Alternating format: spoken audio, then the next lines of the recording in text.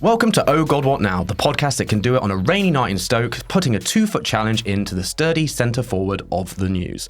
I'm your host, Jacob Jarvis. Firstly, a podcast service announcement. If you're listening to this as usual, I wanted to let you know you can now watch Oh God What Now on YouTube, where you can discover, as one listener did this week, that Andrew Harrison is better looking than he sounds. Now, let's get on with the show. As asylum seekers are moved onto the Bibby Stockholm migrant barge, Lee Anderson lays out the government's blunt position on immigration. Will the Tories ever stop trying to replay their old horrible hits? Plus, the woke mob, the blob, the elite, the people in charge who are making things worse have a lot of names for who they say are actually in charge and making things worse. So who are the elite and why is this buzzword taking the right-wing world by storm? And in the extra bit for Patreon backers, why can't we be alone without being lonely? We chat solo cinema trips and not being afraid to be a Billy No Mates. Now, let's meet the panel. Rachel Cunliffe is the Associate Editor of The New Statesman. Hello, Rachel. Hello. Rachel, you wrote a piece recently with the headline, Will Rishi Sunak sack Jeremy Hunt? For people who haven't read that, can you give us a spoiler? Will he? So I've just been made Associate Political Editor of The New Statesman, which just moved Congratulations. Thank you. It basically moved me into the politics team because they kind of figured I was talking and writing so much about politics anyway, they should sort of make it official. Yeah. And the one piece of advice I was given was don't make any predictions. It's not your job to make predictions, just your job to lay out the scenario. So I'm not going to answer that question as to will he sack Jeremy Hunt. I would just say that if he wanted to sack Jeremy Hunt and replace him, he might end up causing himself more problems than he would solve, because if you talk about replacing the Chancellor, the first obvious question is, yeah, but with who? Yeah. And there isn't anyone. It's an issue of Jeremy Hunt that he fills up a lot of the same political space that Rishi Sunak does. So he was kind of brought in to be this sort of, quite methodical, sensible person. And then Rishi Sunak came in and kind of had to keep him. But now it's like you've almost got this weird double act doing the exact same thing when it comes to vibe, at least. Yeah, it's definitely the same vibe. I would argue that that's probably preferable to having a Chancellor who has a radically different vibe, whether that's, let's have loads of tax cuts, or we don't have to worry about fiscal responsibility, or inflation, who kind of cares about that. That's not really a message that is helpful for Rishi Sunak either. So I can see why Hunt is kind of inconvenient for him image-wise, but it's really difficult to think of anyone who had different vibes who could replace Hunt that wouldn't make it worse. Seth Thévoz is a journalist and author of Behind Closed Doors, a book about the private members clubs where the elite really hang out. Hello, Seth. Hello. Seth, so I know you keep a close eye on what's going on with Donald Trump and US politics, and we probably need a whole other podcast to be able to talk about that. But I wanted to ask you about one character from that particular... Let's not even describe what that mess is, really. But Rudy Giuliani, who is the former mayor of New York, a friend of Donald Trump's, and the man who famously had his entire face sort of melt in that parking lot, that famous Four Seasons parking lot. But what's he been up to at the moment? Well, bear in mind that he's basically been referred to as an unindicted co-conspirator in the latest indictment of Trump. So naturally, he's spending his time doing commercials. Okay. He has a podcast which has been identified as his only source of income, and it's full of sponsored commercials. Don't knock it, it's an honest living. And they started for products like cigars and moved on to selling gold on the internet, like Nigel Farage, selling insurance, selling My Pillows. It's getting more and more amateurish. They used to be well-edited, slick things. It's now a rambling man spending about 6 minutes murmuring about anything that comes into his mind about vitamin supplements, whilst his off-camera He really producer, doesn't look like he has lots of vitamin supplements, I would say, either as well, to be honest. He claims he feels pepped up. I mean, let's not even go there as to what he's claiming is in them, but he claims that they're these fantasy things, but he then goes totally off message and starts deciding to fat-shame Chris Christie for about 3 minutes, at which point his producer has to intervene and remind him that he's meant to be recording a commercial. Is Giuliani actually quite a good sort of...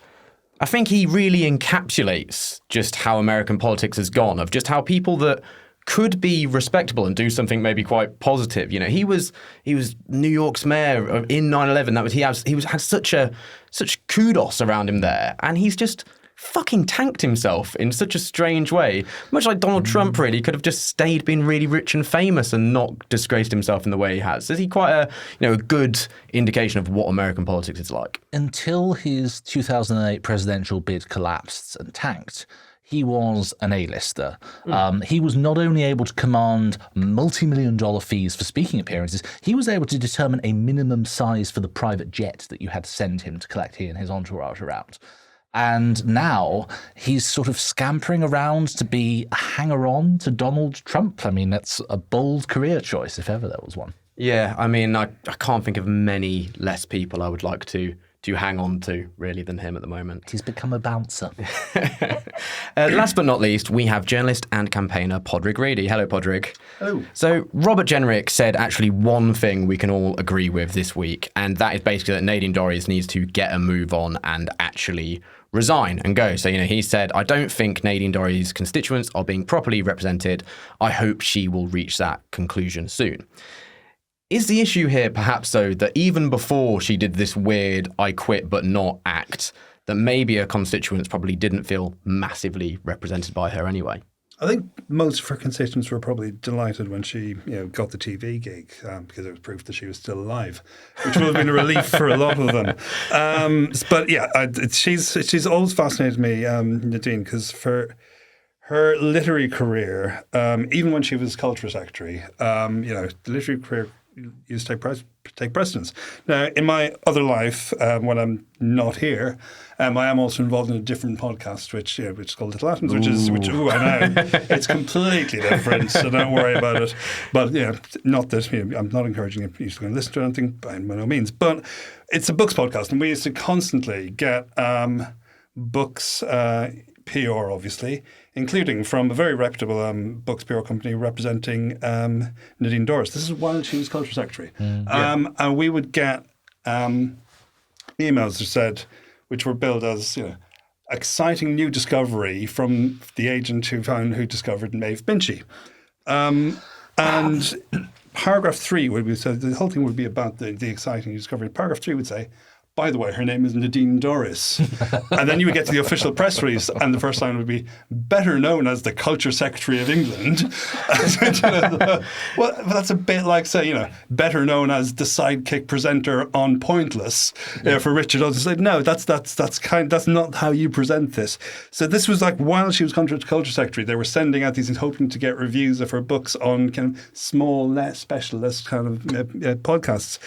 So I'm never sure that she's quite taken Parliament that seriously anyway. So, but why she's so reluctant to leave, I can't really figure out. I think that there's a certain level of sheer stubbornness which has got her so far, but why it continues at this point, Lord knows. Yeah, she is the weird sort of axis of arrogance and stubbornness combined and meeting the perfect point, which has left her completely frozen. I do like the idea of a kind of true crime podcast about her, which we could do maybe, which would be that no one knew where she was and then she appeared on GB News, kind of like, but shot like Don't Fuck With Cats, with loads of sort of scary, really hyped up interviews there.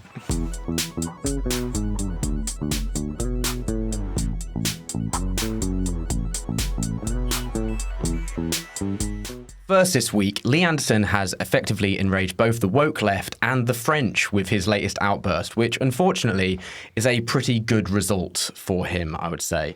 In a week where the Bibby Stockholm barge has taken on its first migrants, the Tories have ramped up their rhetoric to 11. Rachel, Lee Anderson has told The Express that if migrants don't want to be housed on a barge, they can fuck off back to France. And this was the kind of thing you would expect maybe, I don't know, a decade ago, something like the News of the World would be getting this as a scoop recording that no one wanted to come out. And now it just feels, I don't know, to me, it feels par for the course. Would you say that's the case? I always feel very anxious about swearing on this podcast, even though everyone else does. But Lee Anderson has done it, so I can.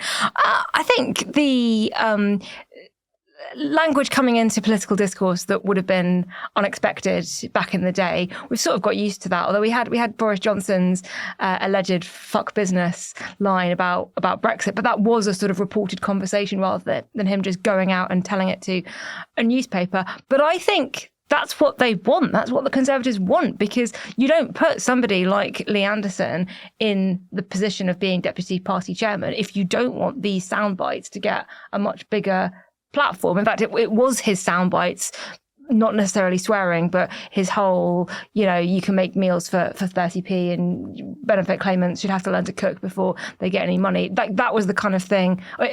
In my day, my father grew all our vegetables in our back garden. That was the kind of thing that got him the attention, that elevated him to that position in the first place. I think the Conservatives have decided, I think wrongly, and we'll get on to why that's wrong, both morally and electorally, perhaps later. But they've decided that they want to make immigration and stopping the boats the focus of, or one of the focuses of the next election campaign. And if you're going to do that, you have to draw attention to how hardline you're being on it. You can't draw attention to how effective you're being at solving the problem, because they're not. So it all has to be rhetoric. And that's the whole reason for having a Lee Anderson in the first place, so he can make those comments. And then the more reasonable ones, Alex Chalk, Robert Jenrick, can go on the airwaves and say, well, I think he used very robust language, but all of us share the sentiment, etc., that we need to do something to stop the boats. It gives them sort of a way in to appeal to the real hardliners, and then you can get the posh boys who talk nicely in afterwards to smooth it over. Did you find it strange, though? To me, I thought the way they commented on it, of not just being like, oh, Lee is his own person and he will say things and we agree with it. The fact that they genuinely said he's speaking for the government just felt a little bit further, not just using him as a bulldog, but completely going, no, he's not someone we're using here. He is who we are. Now, that felt like a little bit of a step further for me. I think it's both. He is who they're using, and that is turning them into who they are, or really sort of exposing who they are.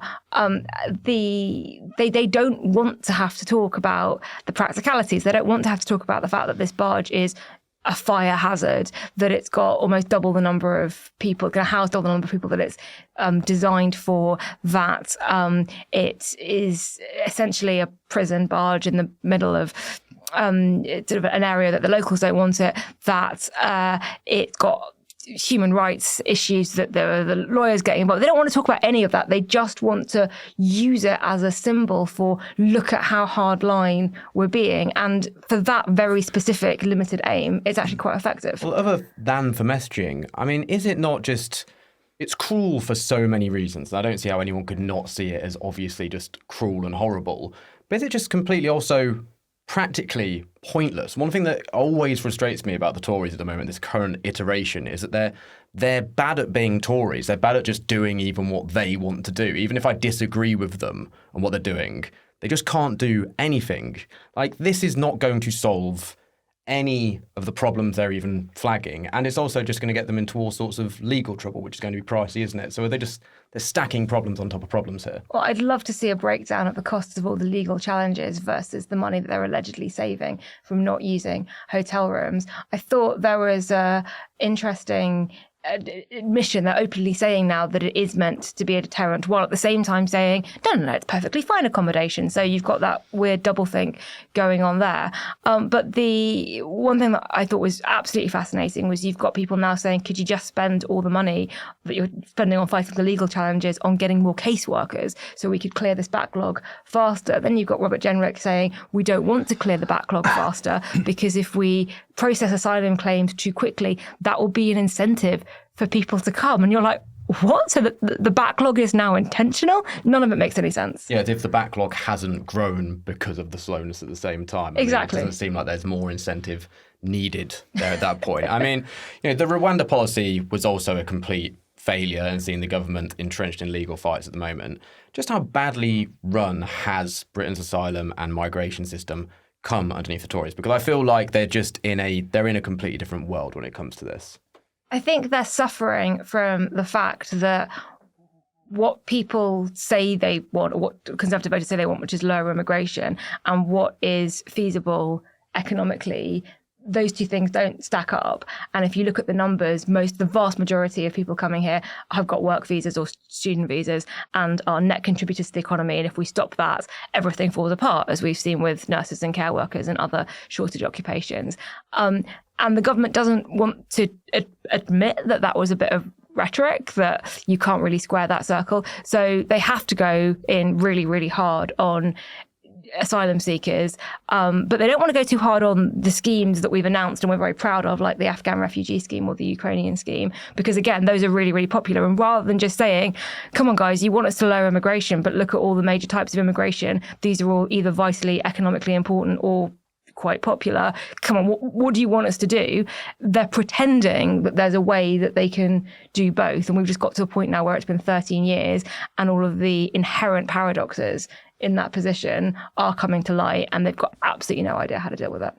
Seth, I mean, they've got no idea how to deal with it, but also is it just simply not in their interest to deal with it? They are so far behind in the polls, they need something to grab onto and to utilise. And is this it for them? You know, there is no reason electorally, it wouldn't seem, for Sunak to want to fix this problem. Yeah, I absolutely agree with Rachel. I mean, there are two purposes why this is happening. One is a genuine attempt to deter future applications by being seen to be as tough as possible. But even if that doesn't work out, is to indicate things to voters. We are in the long campaign. It may last 6 months, it may last 18 months. But this is very much about free electioneering as far as the government is concerned.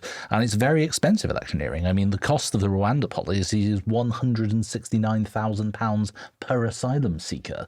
This is a massive publicity stunt. You know, there were, 8 people or something on the first flight that went out? This was in no way, shape or form a remotely practical policy. And the government's not making any attempt to seriously process these applications fairly. It's entirely about the optics of this. The government has staked its re-election in no small part on this. What they don't want to say to voters is that immigration is a symptom and a driver of economic success. And they are trying to wrestle with the counterintuitive idea that, you know, it's some damning indictment and you're a failing country if you have any levels of immigration. And as for asylum, I mean, remember, asylum seekers invented the nuclear bomb. Asylum seekers contribute to the economy. So this stigmatisation, I mean, it's absolutely central to their re-election platform. But I do remember John Fortune as a satirist describing traditional conservative values, bashing foreigners, lower taxes, and shagging anything that moves. Rishi Sunak doesn't do the last one, in fairness to him, as far as we know. As far as we know. Well, but he does a fine line in sanctimoniousness and hypocrisy. He's too busy doing Taylor Swift-themed spinning classes at the moment, apparently, to do anything else. And drinking vast amounts of Coke. Yeah. So I didn't want to be in the position of quoting Lee Anderson twice in the podcast, but I'm going to. He told Nigel Farage on GB News, "I am not going to sit here and make excuses to anyone. This is out of control. We are in power at the moment. I am the deputy chair of the Conservative Party. We are in government and we have failed on this. There is no doubt about it. We have said we are going to fix it. It is a failure." Seth, why aren't the Tories clocking just how much they're drawing attention to their fuck up here? They're using on one side, but this seems to be a totally catch-22 situation, that they can't really get away from the fact that it's all them. And why don't they seem to have that? I mean, are they just as shit as I unfortunately think they are? Well, the figures don't lie. I mean, the policy is a complete comprehensive failure, but you can try a number of comms responses, and the comms response they're going for is change the subject as much as possible and just, go for authoritarianism as much as possible. Bear in mind that anti-immigration sentiment has been one of the Conservative Party's great arguments for well over a century. I mean, if I can think of two sort of massive historical instances, one is over 120 years ago, is the Chinese labour dispute of the 1900s. And this was, originally it was the Liberals attacking the Conservatives over the use of indentured labour in colonies like South Africa, but it morphs into a sort of conservative anti-immigration sentiment. And that element is always there, when the Conservatives reconstitute under Baldwin. The other major thing, obviously, is the Rivers of Blood speech. And people always talk about the speech from 1968 almost as if it's a separate standalone thing, but what happens after is really consequential. Because the Conservatives come to power in 1970 on the back of that in a huge way. I mean, if you look at the breakdown, country by country and region by region, you start to see that the swing towards the Conservatives in areas around Powell's base in the West Midlands and amongst candidates who endorse Powell. Ted Heath makes a great thing of saying as Tory leader, I'm going to sack him straight away, I disown him. But then the Conservative campaigns department really goes wild after saying, yes, of course, we massively support all of these sort of anti-immigration sentiments. And all through the 80s and 90s, whilst the Tories were in government, there was this very strong undertone of, yeah, but we're tough on immigration. And that hasn't gone away. It's only amplified. I mean, William Hague hugely stepped it up in the late 90s and early 2000s with a campaign to scrap the, save the pound from being scrapped, all this kind of stuff. And Brexit has hugely tapped into that and made that the mainstream of conservatism rather than just this ugly side that occasionally revealed itself. With Padraig, with this, a post from Downing Street on Twitter said in really bold capital letters, so you know it's really true, and firmly said that the UK remains an open and tolerant country. Is this kind of the government equivalent of me saying I'm a nice guy? Surely if it were true, you wouldn't need to say it. I think there's a contrast between the government and the UK itself. So I think the government certainly is not in any way signalling openness and tolerance with any of its messaging, apart from saying that it's open and tolerant. The country itself, I think there's looking at the latest YouGov tracking, the most popular opinion on immigration is that it is both good and bad. This is not a country which is very definitely down the path of zero immigration, zero refugees, zero asylum seekers. There is an argument to be had here, and there are people who are very open to being convinced either way. And of course, the truth is, immigration is both good and bad. It is complex. It is it is not an unequivocally wonderful thing. Very, very few things are. But the fact that the Conservatives have put this pure focus on we are going to stop a phenomenon which is essentially as old as time, at a time of huge international upheaval, at a time when we have an economic system, a global economic system that demands flexibility. We have a global geopolitical system where there is an enormous movement of people happening for very horrible reasons, where we have a climate crisis which is increasingly driving migration, which is again going to be only ramp up.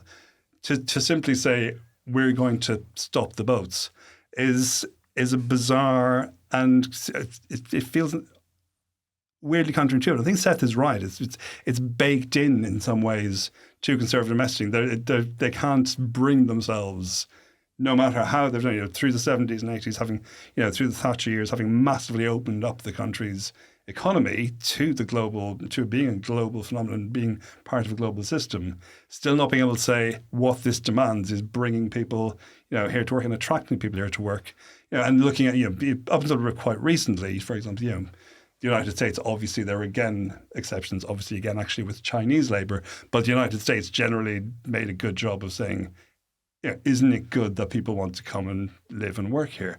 This country's never quite been able to resolve that for the past 200 years, going back to even when Ireland was part of the United Kingdom, Britain was still uncomfortable for levels of Irish migration onto the island. So how the Tories are going to square this, I don't know. But the other interesting thing looking at the YouGov trackers is, Lee Anderson is in tune with the nation. 80% of people think that the Conservatives do not trust the Conservatives to deal with this, whatever that means. They also don't see any evidence that the small boats issue is going to be resolved in any way by this government. So on that, he is at least right. It is fair cop. But of course, what he's done is he has removed himself, and Rachel's actually absolutely right to point this out. They've removed themselves from any decision making or any responsibilities and say, this is all just, we're as angry as you are. Well, you're the government, do something. So this oversimplification of how they do things, I think is really, allow me to put my pop psychologist hat on for a second here, but I think the Conservative Party really projects its own shortcomings upon the public and they can't seem to comprehend that because they can't deal with complex ideas and complex issues and the fact that two things can be true at once. They think nobody else can. Exactly. Whereas actually when you look at how people feel about all these things, of course they can. Of course people out there in the country can realise there are good things, there are bad things, and there has to be a system which processes all of the things. But for whatever reason, the Conservatives just seem to think, well, we don't get that, so no one else can, so let's just use free words. It's the classic stupid party dynamic. We have and it is that popular strain that has always, again, been the Conservative Party, that we understand the soul of the nation. But what they've not done for a very long time is actually tried to gauge the temperature. As you say, they've projected outwards, saying, we must, we are the Conservative Party, therefore we stand for Britain. So whatever we think stands for what the country thinks, rather than trying to gauge what actually people do want. And there's a certain success in kind of pushing those kind of messages. But again, we've been dealing with their neuroses for over Brexit, for example, for at least for 30 years on. That something that they couldn't get a handle on as a party has been inflicted on the rest of the country.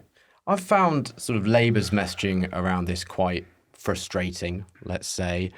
They're being so cautious. Why do they not see that ability to, as you say, that America seems to me to be a very conservative country? What we deem to be conservative compared to what their conservative is miles apart. But they can project the positive of migration. Mm-hmm. Why can the opposition party in this country not manage to do that? Have we just hit a point where the word migration, unfortunately, is coded negative in politics, and that's it? I think, yes, we have. I think there's also a problem that this country, again, has had for a long time, in that it doesn't particularly like itself in the way that America does like itself. So it finds it very hard to tell a positive story about Britain. And it probably certainly, since maybe the first few years of the Blair administration, it's been very difficult for this country to say positive and fun things about it and feel like, we are a good country. Of course, people want to come and live here.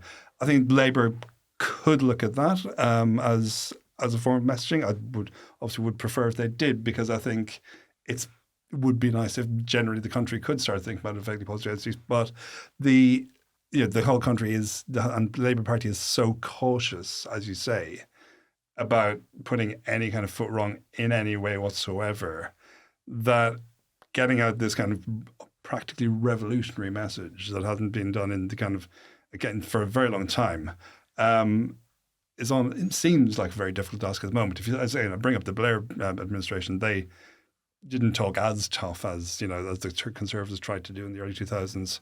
I was looking this morning at the old Howard 2005 ads. Are you thinking what we're thinking?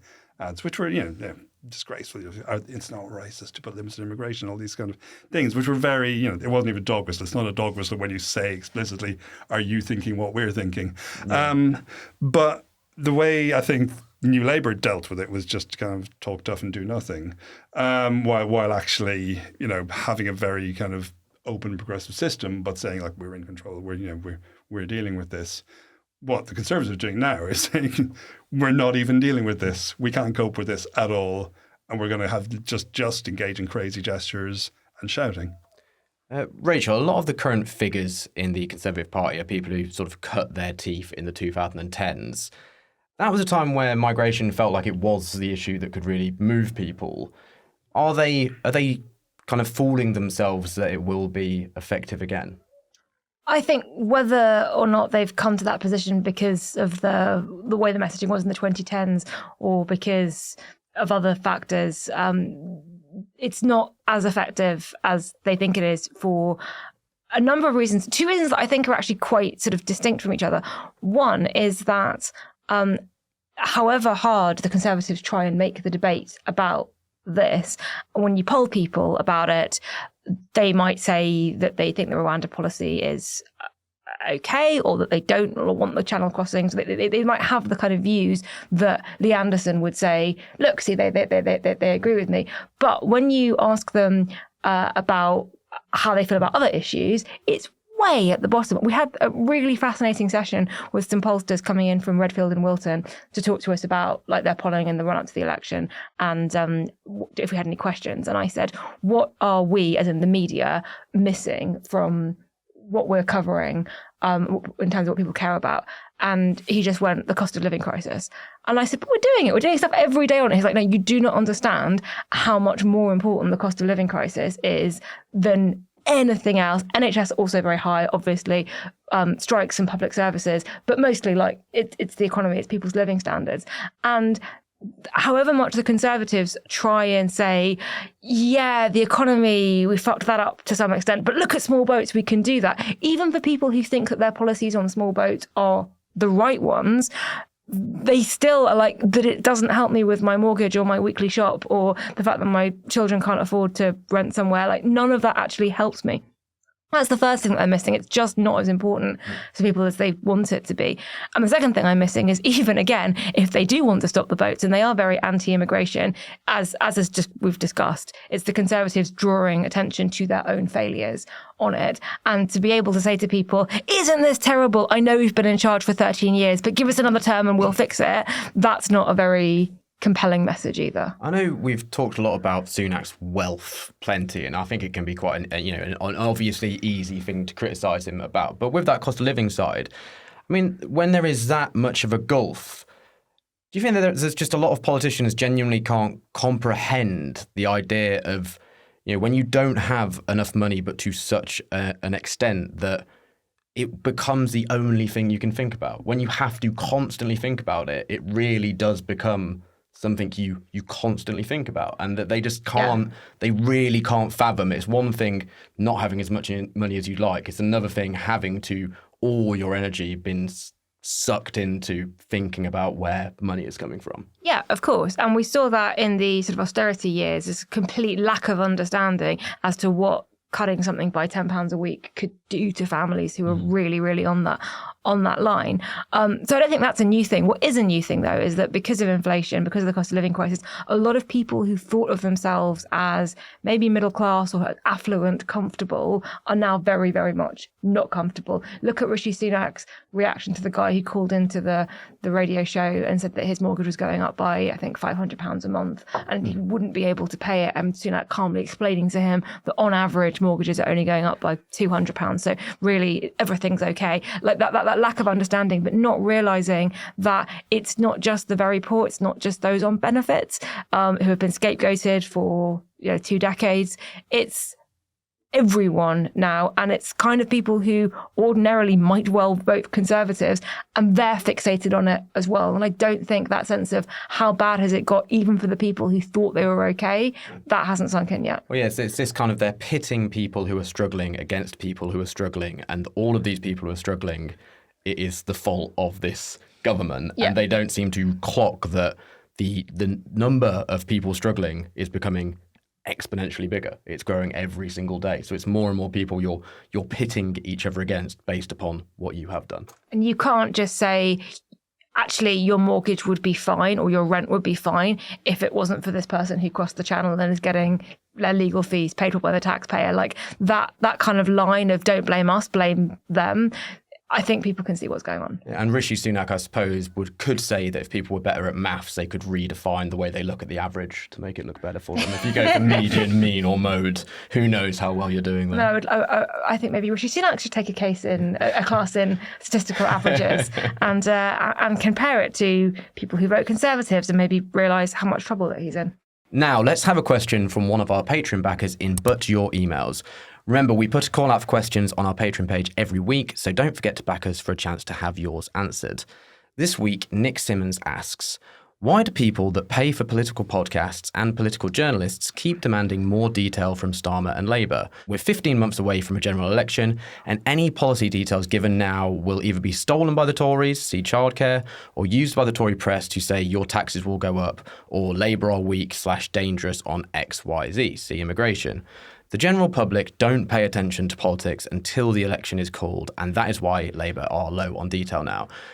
Rachel, do you agree with that? Do you think that there is a reason they should just go, we are all really engaged in politics, people who listen to this are really engaged in politics, but maybe actually there is a huge amount of people that just are not engaged at the moment? I'm going to sound very 2010 here. I agree with Nick.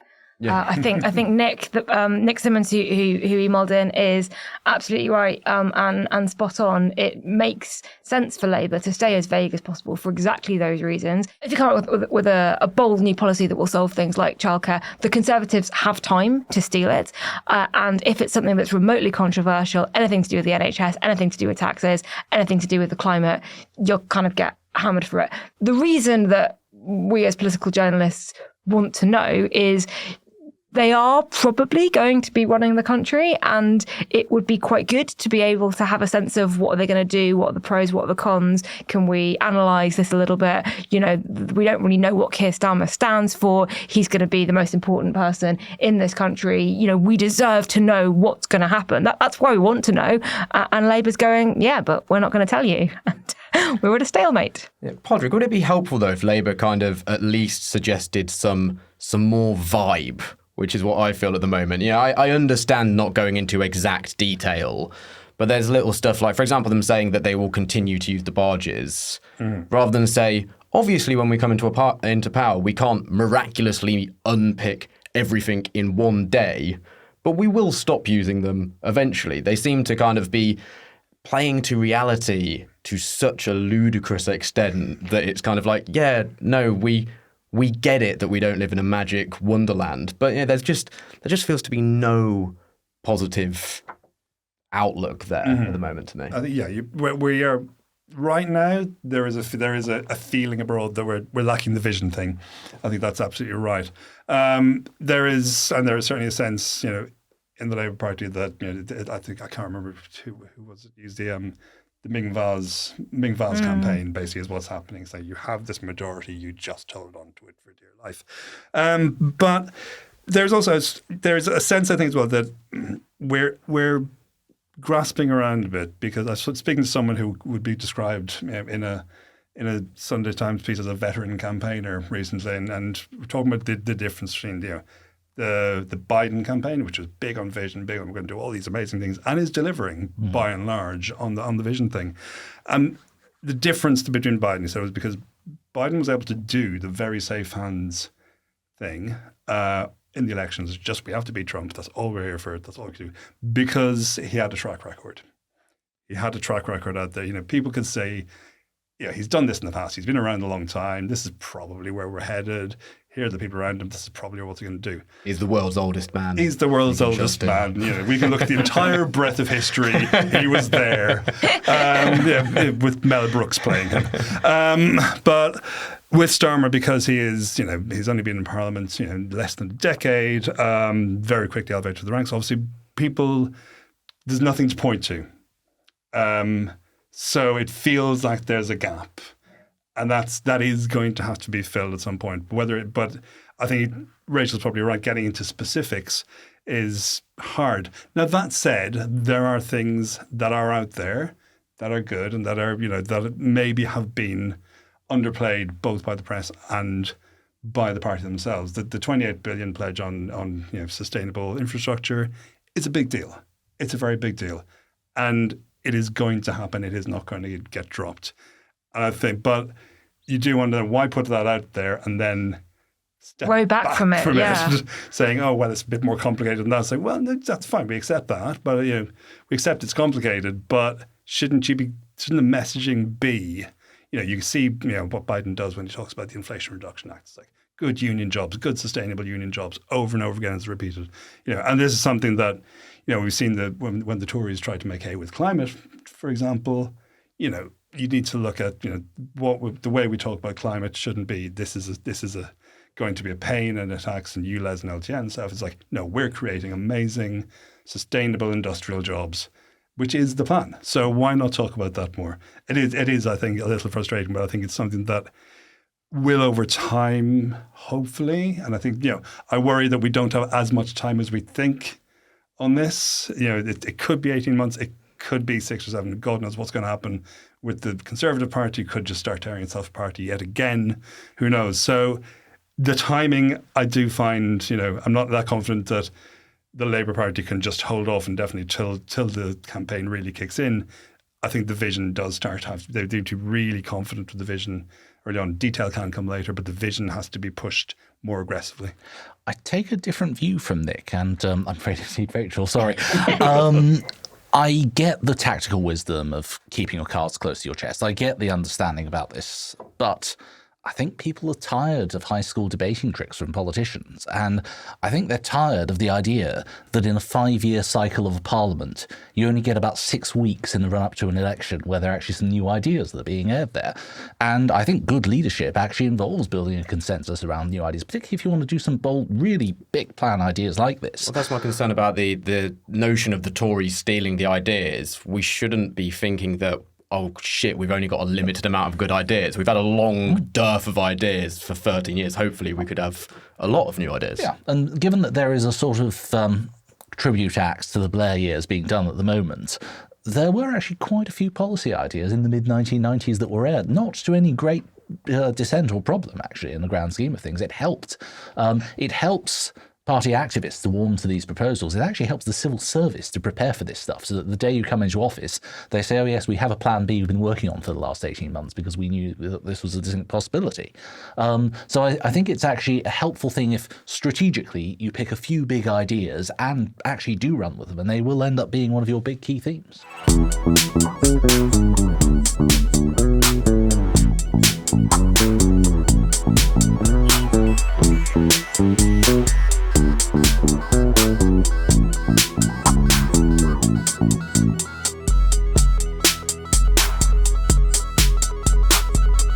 Unfortunately, I have terrifying news to break to you.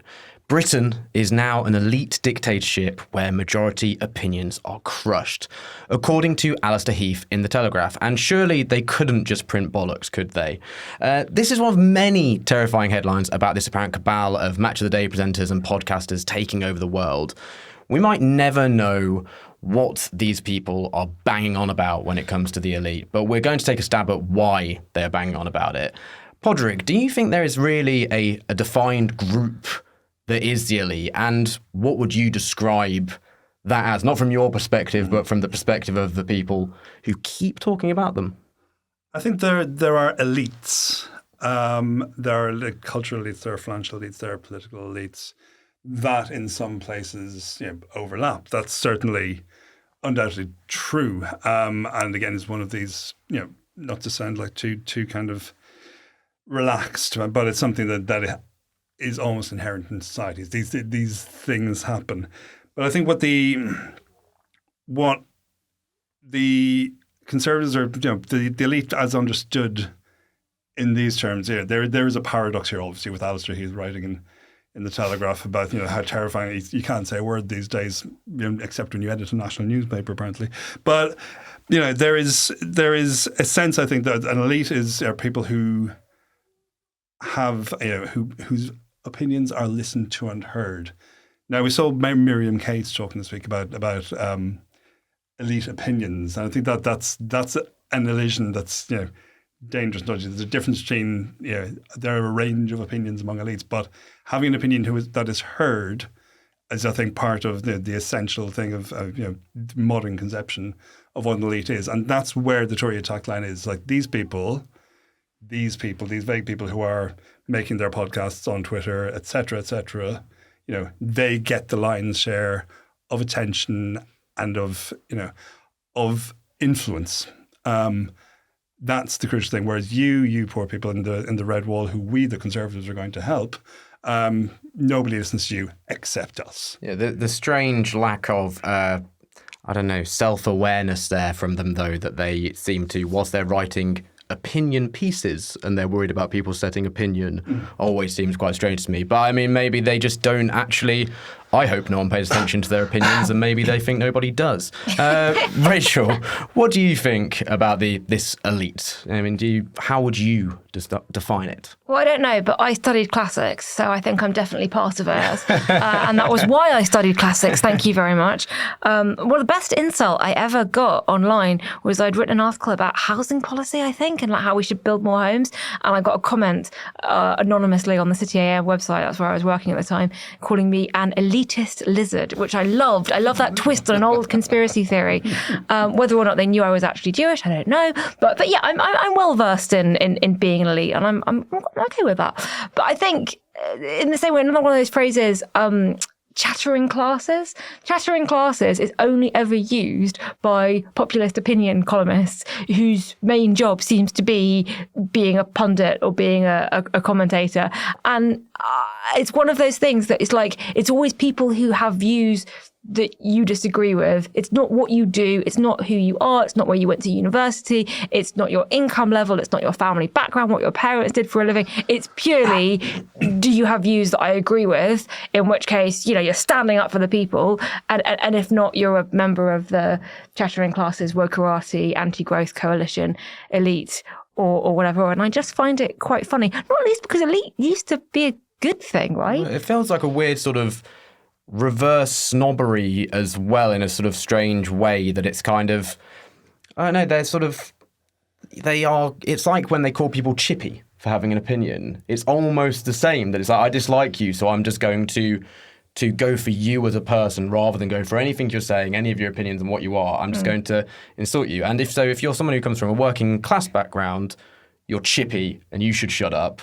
But then if you're posh, you should also shut up because you're posh. So it's like this weird kind of, common people-ification of who's allowed to speak. Like, you have to be this exact, perfect type of person in the middle ground, which to me wouldn't really seem to exist anywhere. But equally, it's more about your views than any characteristics that you have. Whatever characteristics you have, those characteristics will be used against you. I love the idea of the new elite, which is Matt Goodwin's phrase. And I will admit that I have not read his book, but I've read all of the articles that he, as someone who is definitely not in the elite chattering classes, managed to get in national newspapers, in which he seemed to suggest, and maybe I'm just too elite and too stupid to understand his argument, but he seemed to suggest that somebody who came from a working class background, was the first in their family to go to university, worked hard at school, went to university, and has got a low-paid job in publishing or the media in politics, and happens to be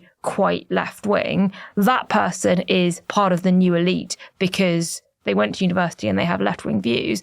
But somebody who's a hedge fund manager earning God knows how much, who has parents who were also hedge fund managers and who went to the same university doing the same course, but happens to be anti-immigration, they're not new elite. And when you point out that distinction, he blocks you on Twitter. So who knows? Seth, has this definition of elite always changed throughout history? Yeah, because society has changed. I mean, what's interesting is the idea of elites are very much bound in with populism. And you tend to think of this as, it must be a sort of Marxist concept. Well, it really predates that a great deal. The idea that the wisdom of the crowd, we, the salt of the earth people, have a wise collective wisdom, and these out-of-touch people who are in control are misgoverning us. I mean, this is as old as time itself.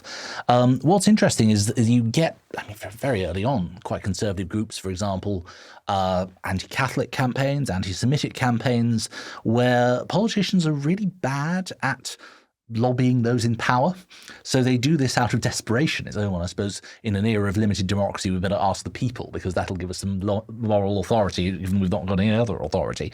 It's really interesting how people use social markers in this way. Language is a really fascinating one. What is considered to be a posh accent changes dramatically over time.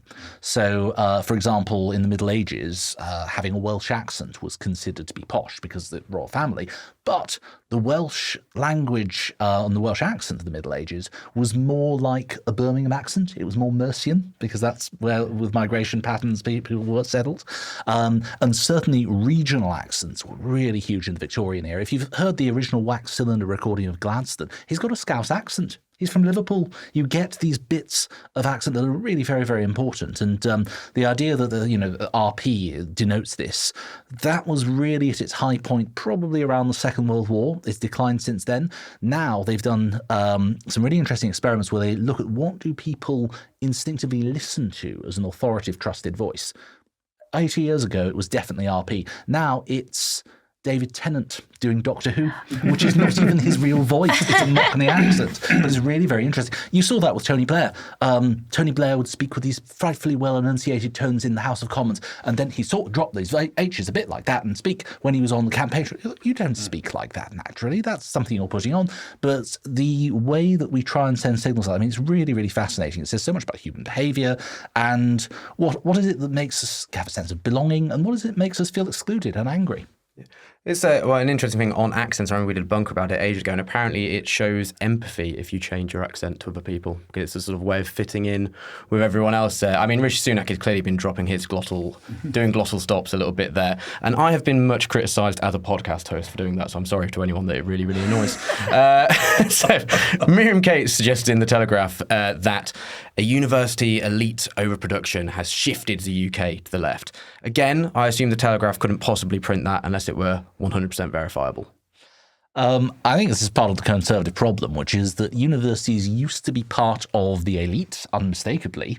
Remember, there was a time when less than 5% of the population actually went to university, and you treated them as expensive finishing school for private schools.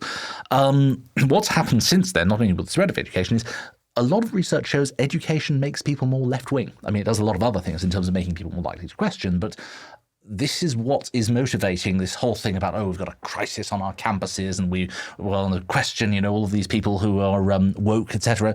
The government basically doesn't like what universities are churning out. And there are a number of things they can do. They're defunding them for totally separate reasons, but it does also lead into this whole sort of questioning of, well, you're not a real person, you don't count, and you're part of the elite. Yeah. Well, I mean, I went to the 117th best university in the country, and I think even I could be thrown into the elite there. So they're all doing it at the moment. You definitely could, because you also work in media and politics. And the other marker, according to Matt Goodwin, and I'm not making any assumptions at all, but if you have a partner who is similarly educated or in a similar field of work, then that's very new elite, because you're only socializing and having romantic relationships with people who are from this new superclass. And I bet if you have children, you'll raise them to have similar political views. And I'm like, isn't that what people have done for, millennia? Meet people in the fields where they're educated and where they work. And my girlfriend's far more highbrow than me, so I'm not only in the elite, I'm a climber. Wow. As well, I'm a chippy elite climber. She's dragging you up the elite ladder. She really is. Talking of chippy elite climbers, can I briefly talk about Matt Goodwin here? Because I was sipping my latte outside my local Italian deli in my comfortable North London suburb, and who should walk by with his family but Matt Goodwin, who I was sort of vaguely acquainted with, and said, "Hello, how are you? What brings you here?" And I'm not going to name the suburb to embarrass him, but turns out he lives in the very nearby leafy North London suburb, noted for its large numbers of left-leaning intellectuals. And I thought, well, that's a turn up for the books. I think just briefly, there's I think the Conservatives, the Conservative argument, the populist argument, is also always shifted towards the cultural elite as opposed to the financial elite. The focus is always on cultural, because that is probably where people can. Paradoxically, it's where people can rise more quickly. We're through the ranks, such as ourselves. But I found a great line from that's always struck me from Arthur Koestler, writing in 1944. And before anyone writes in, I fully recognise Arthur Koestler was in many ways a terrible human being, but it's too late to cancel him now. But he, in an essay, actually an answer to a reader's letter in Tribune 1994, wrote the wonderful line, "Your opponent is not the highbrow, but the rich." Which I think is the exact opposite of what the Matt Goodwins of the world want us to think. Yeah, well, is that the weird thing? There is this, I mean, Rachel, you kind of mentioned there's this financial disconnect about it, that you could be the richest person in the world but somehow not be elite in the same way. Like Elon Musk, because he just posts loads of shit jokes and is quite lowbrow, it would seem to me, in that. Does that make him less elite than me, just because my jokes are probably a little bit, more niche and about The Sopranos and snobby shit TV like that? I think that's exactly what it is.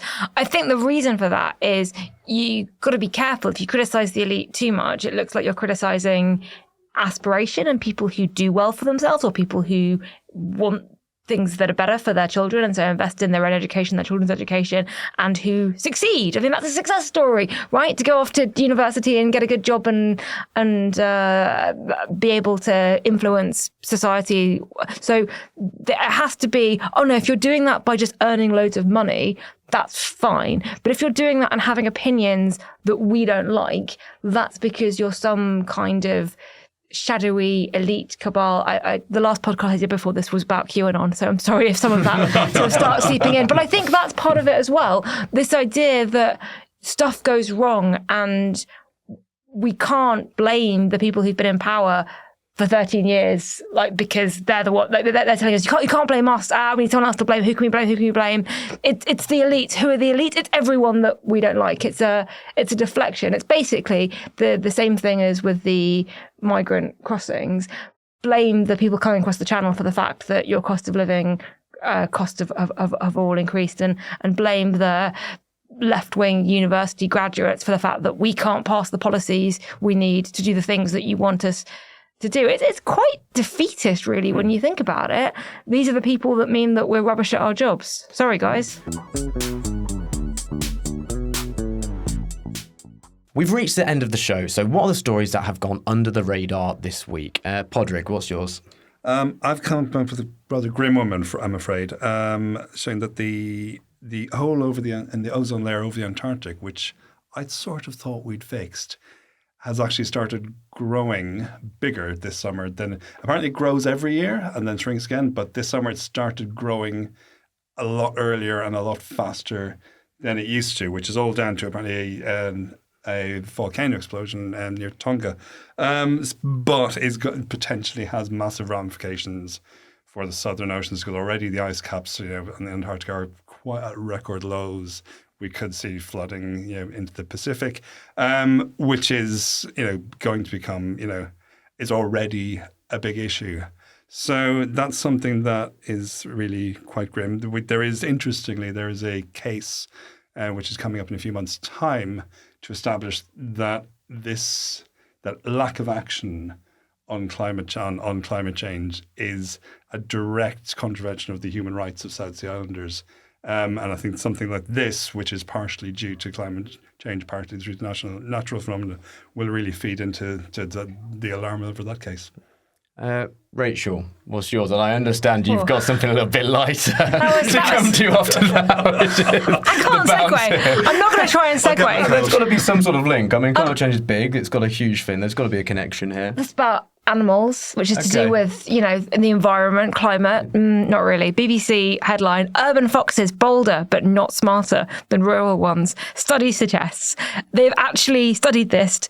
Scientists at Hull University set a whole load of puzzles for rural foxes and urban foxes to test if the urban ones were smarter. Apparently, all foxes are really stupid. None of the foxes were able to do the puzzles, but it just allows me to talk about the family of foxes that are where I live. They've just had fox cubs. They're very, very, very cute. They're so cute, aren't they love humans. They're super curious. But I came back late on Saturday night to find 3 of them just chilling out, hanging around, and the 4th one was curled up asleep on the roof of a car, just like a cat. They are cat software running on dog hardware.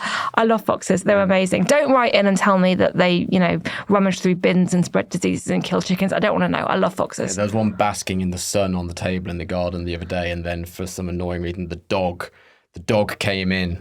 He had been taken out for a walk, came in, and I was just like, don't piss this fox off. It's having a really nice time, and then was just straight up at the window. Fox terrified. And I just thought, come on, you've got a home. The fox doesn't have a home. It was just having a nice little bit of joy. Nice sunbathe. Seth, what's yours? This is a weird story. The comedian Joe Pascal has impaled himself on a moose's antlers in Skegness. You couldn't make it up. No, he was doing a show, and 2 of his props were moose's antlers, and he'd shoved them backstage, and then in the dark he tripped over and impaled himself, and he's lucky to be alive, but he will pull through. I thought it was completely made up because it was on the front page of the Star, but it turns out it's entirely true. Gosh, I've been to Skegness many a time in my life, and maybe that's an indication of don't go there.